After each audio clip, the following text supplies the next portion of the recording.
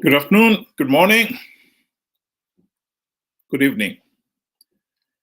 In Zimbabwe, if there's one issue over which many people would say the war of liberation was fought over, it is land.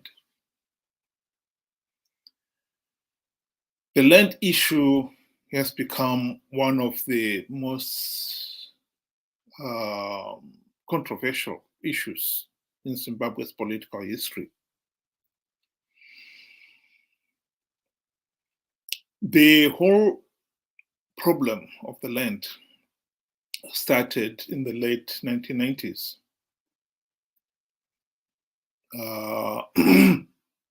And for the next 20 years, it was the center of all countries' political activity. The late Robert Gabriel Mugabe, in the video here, if he was to be asked before his death, what would you say is your legacy? I'm sure you would have said seizing the land and giving it to the people of Zimbabwe.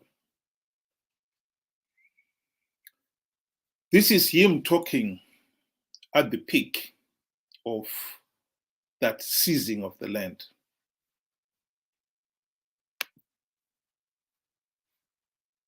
Now our enemies, because you really have behaved as enemies of Zimbabwe, that we are full of anger, and our entire community is angry, and this is why you have the war veterans now, seizing land.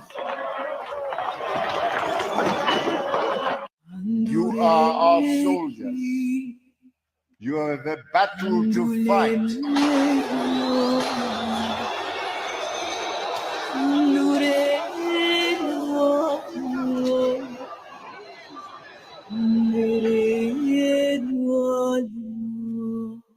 Go into that battle. We're out. I got beaten up by the so-called nuclear guys. They were nothing but a set of hooligans and thugs. Go into that battle with the full knowledge that there is a political enemy.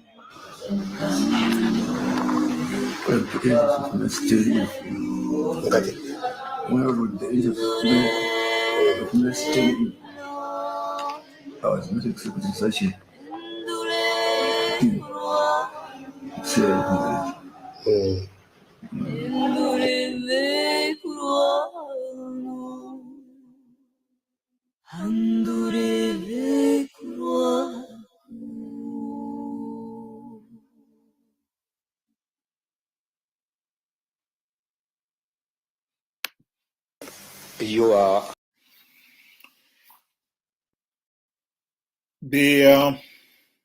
The story of the land therefore started with the argument that land was being seized from the whites to redistribute it to the landless peasants. There can be no argument that there is a problem of shortage of land, particularly if you've traveled around Zimbabwe, where some of the peasants live on so arid land that it really is hard to see how they can be eking a living from that land.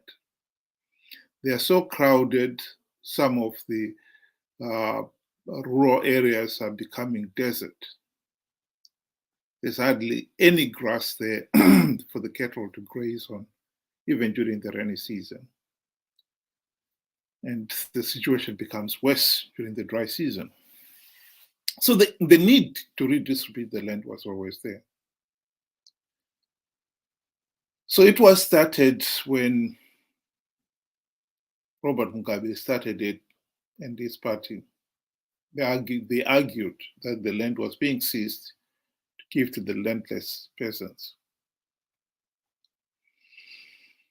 But what unfolded, as we saw in that video, land was, the war veterans mostly would invade a white-owned farm and forcibly remove the white farmer. But soon after, more often than not, it will be the ruling elite who take over that farm. The war veterans will be unceremoniously removed from the farm. And so when it became clear that the promise that the land would be given to the landless peasants was not being followed, the regime revised their policy and said, oh no, it's going to be one man, one farm. In other words, it's no longer the landless peasants, but Zimbabweans, and in this particular case, party loyalists, would get one farm.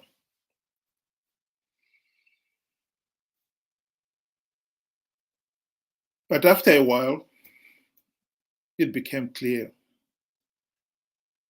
that the ruling elite were getting more than one farm each. I think up to now, most people had believed that Robert Mugabe, his wife, and his children, he had 13 farms, and some of them really big farms. But now it's emerging that we were not being told the truth at all. His daughter, Bona Mugabe, is now going through a divorce with her husband. And the list of their wealth is impressive. I think most people were taken aback. In the list of the couple's wealth is 21 farms of varying sizes, from 6,385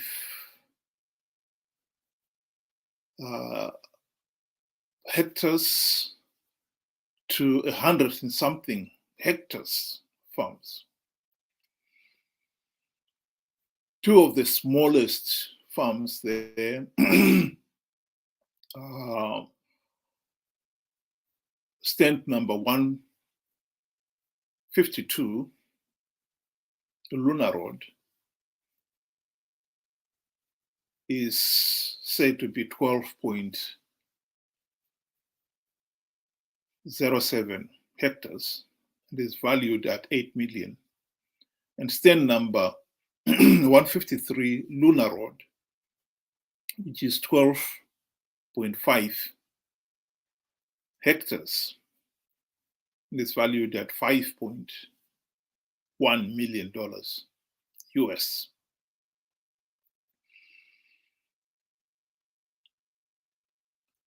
On these farms,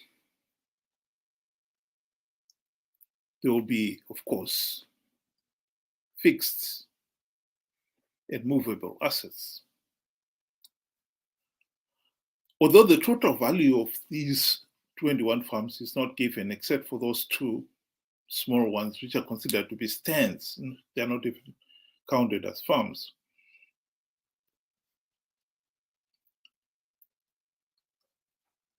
The smallest one of the farms is a tenth of this Lunar Road stands.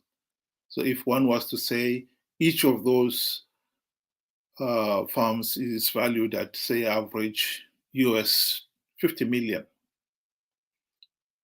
this will give the total value of all the 21 farms to well over $1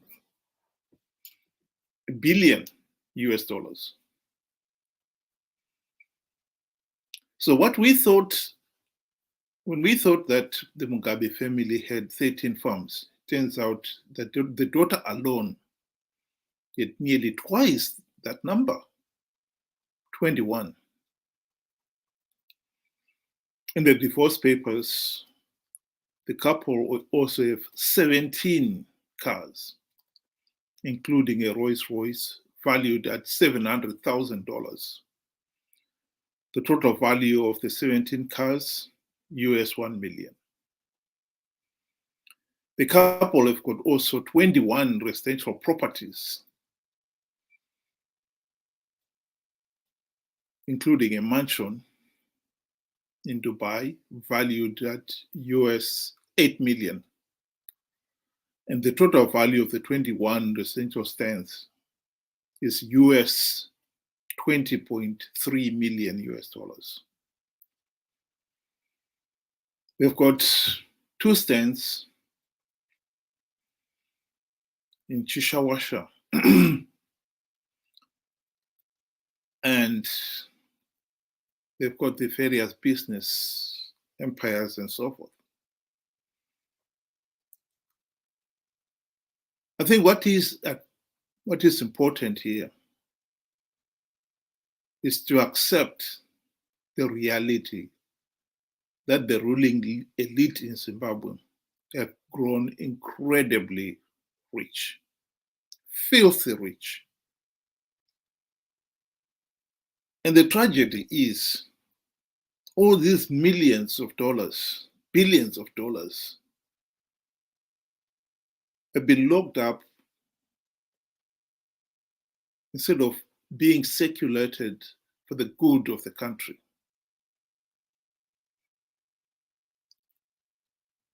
The total value of Bona and her husband's properties there, we are looking at, if we haven't counted the businesses that they own, but you easily get into 2.5 billion US dollars. That is enough money to have built a project like the Patoka Gorge.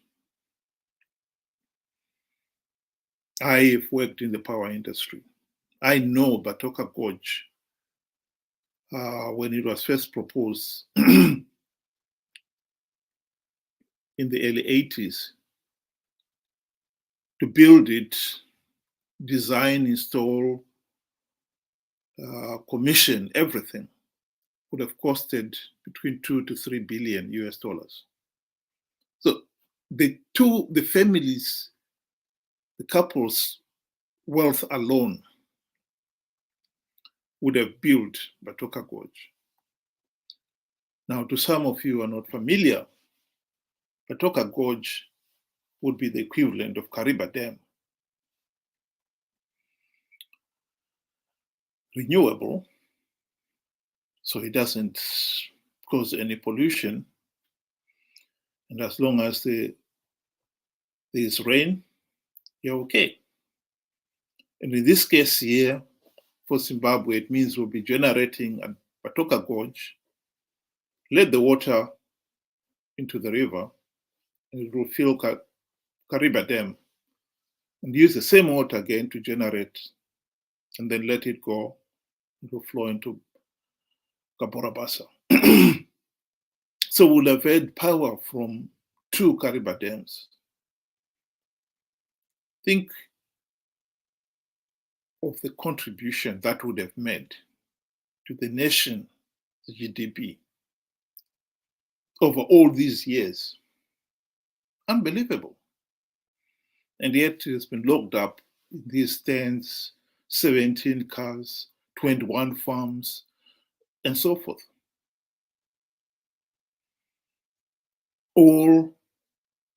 Most of them, I'm sure you'll find they're not being used productively. And most of them, some of these farms, for instance, You find they are only producing because they are heavily subsidized. The minute the heavy subsidies are removed, more often than not, the business will go bust.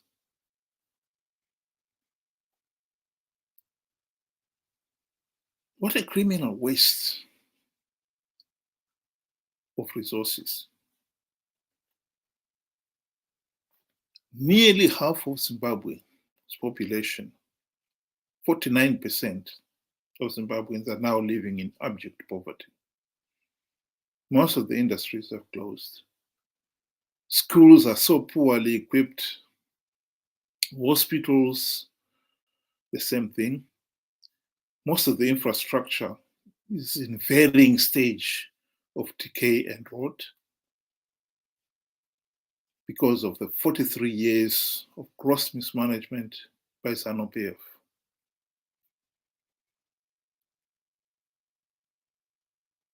And no wonder Robert Mugabe and his fellow ZANU-PF thugs were prepared to kill to stay in power. They've rigged the elections. They've even shown they were prepared to kill. And they have killed to stay in power. But this story would be amiss if we didn't mention that the country did have the opportunity to end the gross mismanagement. But alas, we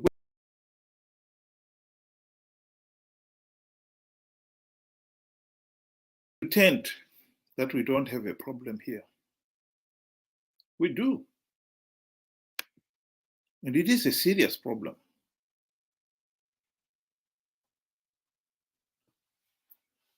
We did have the opportunity to end the ZANU-PF dictatorship, and we wasted it. That is what is so tragic about Zimbabwe. The GNU of 2008 to 2013, the primary purpose of that GNU was to end the ZANU-PF dictatorship. But alas, we failed to do so.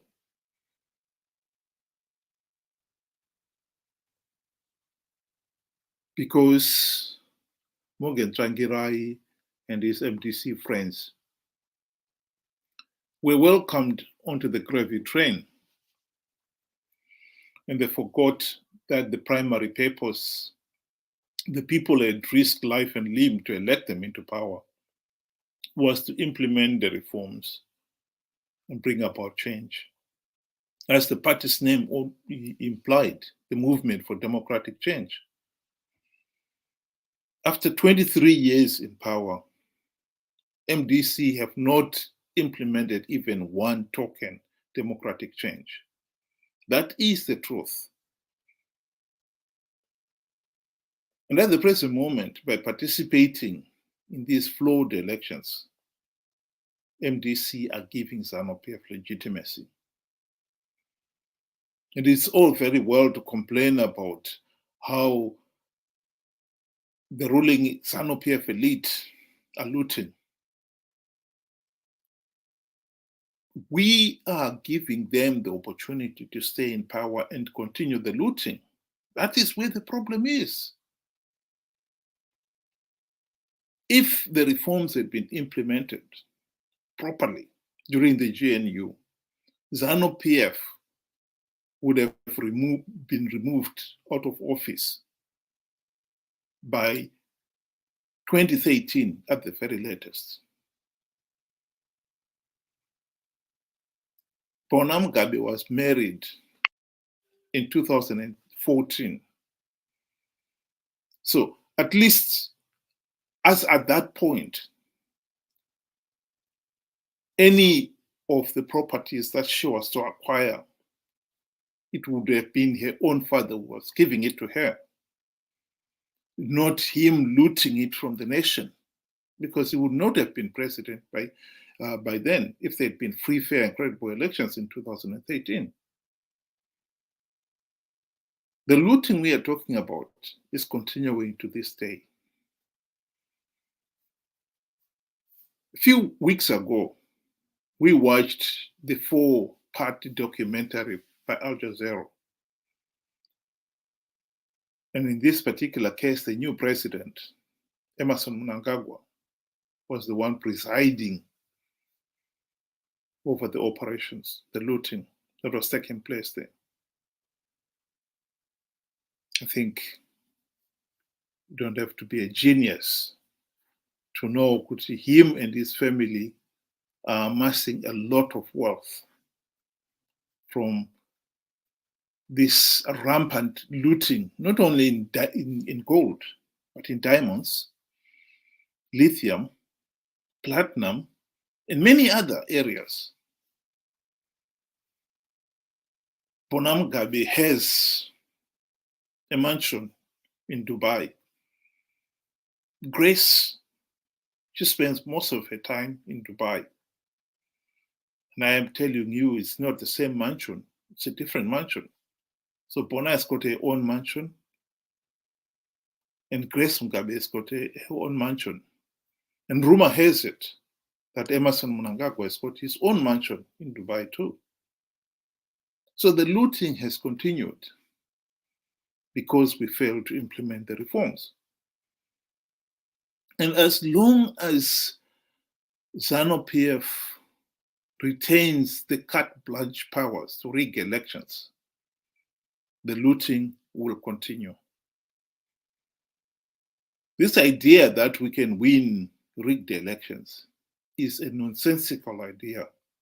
It's only an excuse to participate in a flawed election, and then at the end of the day, as usual, they will complain that elections were rigged, but then it's too late. We really need to get this issue right. There will be no free, fair, and credible elections in Zimbabwe until we implement the reforms. We need to cure ourselves of this case of rigged elections. Until we cure ourselves of that, the looting will continue. We'll continue to be amazed at some of the wealth that some of our ruling elite have amassed. When they go through their divorces and the truth is revealed of how much they've amassed, we will all be saying, I can't believe this. Is this possible? Yes, it is possible. 2023 is an opportunity to change, to end the rampant looting.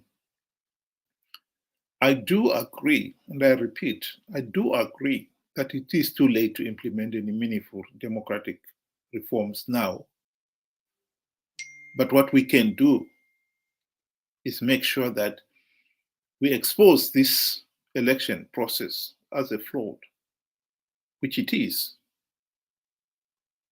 And we also expose that the opposition are participating in these elections out of greed. In other words, they have no political credibility at all. Combine those two, there is no way ZANU-PF should be given political legitimacy from a flawed process, from the participation of discredited opposition.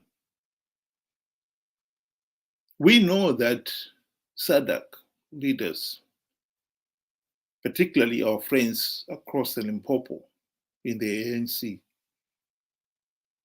have already said they would like to, they would not accept regime change in Zimbabwe. In other words, they will support the ZANU-PF regime. But let's not make their jobs easy. Let's make it very clear that we, the ordinary people of Zimbabwe, are the ones who want regime change, who know that this present system has failed us. We want meaningful change.